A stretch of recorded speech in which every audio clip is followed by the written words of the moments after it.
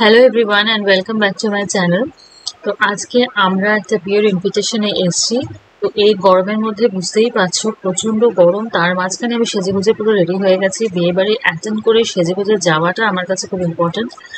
তো সেই কারণে আমার সাজটা কিরকম হয়েছে, আমি বাড়িতেই সেজেছি, বাড়িতেই মেকআপ করেছি। আর সাথে দেখো যে মেকআপ করেছে অথচ ফটোশ্যুট করবো না তা কি করে হয়, যে ফটোশ্যুট করছি এখন বসে। যদিও হলটা পুরোটা এসি ছিল, ওই জন্য খুব একটা বেশি কষ্ট হয়নি। তো একা একা ফটোশ্যুট করবো, ওই জন্য আমার মেয়েকেও বললাম যে তুইও চলে আয়, তুই একটু ফটোশ্যুট করে নে। তো প্রথমে আসতে চাইছিল না, তারপর আমি ওকে জোর করেই ডেকে নিলাম। তো বিয়ে বাড়ি মানেই হচ্ছে খাওয়া দাওয়া। চলো এখানে আমি কি কি খেয়েছি তোমাদের সাথে একবার শেয়ার করে দিই। রাবড়ি দিয়ে পুরো গরম গরম জিলিপি দিচ্ছিল। তো এটা ছিল স্টার্টারে ছিল, তো এটা রোগ সামলাতে না পেরে আমি চলে এলাম। এটা দেখেই আমার এরকম জানি খেতে ইচ্ছে করছিল। সাথে কাবাবও ছিল।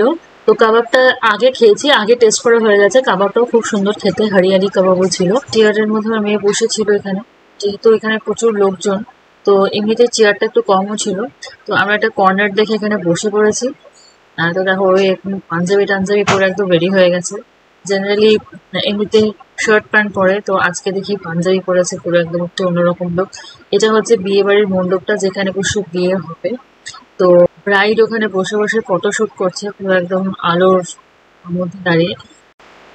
এত লোকজনের ভিড়ের মধ্যে এসিটা খুব একটা বেশি কাজ করছিল না, দাঁড়িয়ে দাঁড়িয়ে পুরো ঘামছিলাম। দেখো আমি এখানে ওকে জিলিপি অফার করছি, আর ও বসে বসে মনের সুখে এখানে কাবাব খেয়ে যাচ্ছে। কাবাবটাও এতটাই টেস্টি লেগেছে। আমপান্না শরবতও কিন্তু ছিল। স্টার্টার খাওয়ার পর এবারে আমরা চলে গেছিলাম ডাইরেক্ট একদম মেন কোর্সে, যেখানে প্রথমে আমাদের এখানে দিয়ে দিয়েছিল রাধা পল্লবীর সাথে এই কাবলি চানা। তো এই রাধা পল্লবীর সাথে কাবলি চানার কম্বিনেশনটা আমার বরাবরই ভীষণ ভালো, আর খেতেও কিন্তু খুব ভালো ছিল। তারপরের আইটেম যেটা ছিল সেটা হচ্ছে এই ফিশ ফ্রাই। তো ফিশ ফ্রাইটা কিন্তু একবার করেই এসে সার্ভ করেছে, তো সেকেন্ড টাইম কিন্তু আসেনি। ফিশ ফ্রাইটা এখানে ভালোই বেশ ঝাল করেছিল, সাথে দিয়ে দিয়েছিল স্যালাড। দেখো তারপরের যে আইটেমটা ছিল সেটা ছিল সাদা ভাত। সাদা ভাতের সাথে ছিল পোলাও, আর ডিম ছিল মাছের কালিয়া, আর এই পোলাওয়ের সাথে ছিল পাঁঠার মাংস। তো দেখো ওকে আমি মাংস দিইনি, কারণ ও মাটনটা খেতে খুব একটা বেশি ভালোবাসে না। ওকে মাছ ওই জন্য নিয়ে নিয়েছি।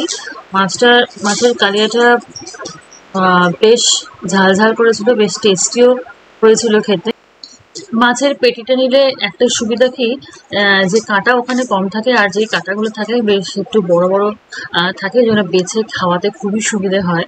যেহেতু নিজে হাতে কি খায় না, আমাকেই সমস্ত জায়গায় গিয়ে খাইয়ে দিতে হয়, এটা আমার কাছে বিশাল একটা প্রবলেম।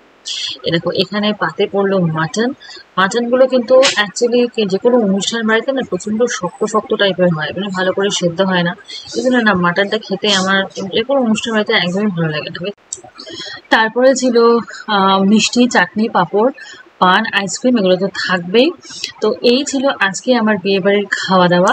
তো তোমাদের পুরো ভিডিওটা কেমন লাগলো অবশ্যই আমাকে কমেন্টস করে জানাবে। ভিডিওটা ভালো লেগে থাকলে লাইক, কমেন্ট আর চ্যানেলটাকে সাবস্ক্রাইব করে প্লিজ আমাকে সাপোর্ট করো। Thanks for watching the video.